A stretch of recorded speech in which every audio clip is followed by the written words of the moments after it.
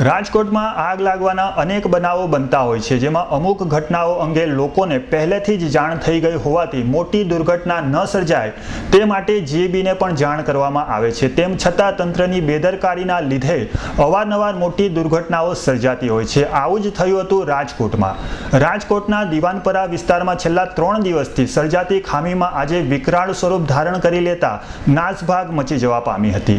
ઘટના અંગે જીએબીને જાણ કરવામાં આવી હોવા છતાં છેક મોડેથી સ્ટાફ આવ્યો હતો, પરંતુ તે પહેલા ફાયર બ્રિગેડના વાનોએ દોડી જઈને પાણીનો મારો ચલાવી આગ પર કાબુ મેળવ્યો હતો।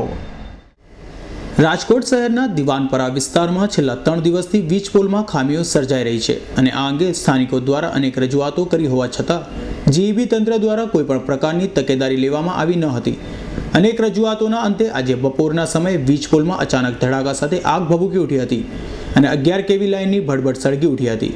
વીજ પોલમાં આગ લાગતા જ લોકોના ટોળા એકઠા થઈ ગયા હતા અને ઘટના અંગે જીઈબીને જાણ કરવામાં આવી હતી, છતાં છેક સુધી જીઈબીનો સ્ટાફ ડોક્યો ન હતો અને આખી લાઇન બળીને ખાખ થઈ ગઈ હતી।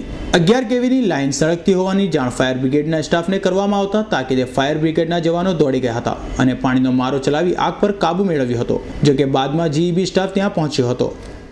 ખરેખર તો અમારા એરિયાની કાયમની તકલીફ છે। આ બાજુના પોલ ઉપર થાય, ઓલી બાજુના પોલ ઉપર, ગમે એ પોલ ઉપર ગમે ત્યારે આવી રીતે શોર્ટ સર્કિટ થયા રાખે છે। આ બે થાંભલા વચ્ચેનું આખું કેબલ સળગી ગયો, 11 કિલોવોટ વાળાનો 3 વાયર જે વાયર જાડા આવે છે, આમાં શોર્ટ સર્કિટથી વાયર સળગ્યો હતો। મોટો કેબલ હતો જે સ્થાનિક માણસોના જણાવ્યા અનુસાર ઘણા ટાઈમથી સળગતો હતો। જીએબીનો ન હોવાથી વધારે આગળ સળગેલો હતો, જે મિની ફાઇટર લઈ આવ્યો અને પાણીમાં ફવારો ચલાવી અને આગ બુઝાવી। જો કે ફાયર બ્રિગેડના સ્ટાફની કામગીરીને લોકોએ બિરદાવી હતી અને જીઈબીના અંધેર તંત્ર સામે પોતાનો રોષ ઠાલવ્યો હતો।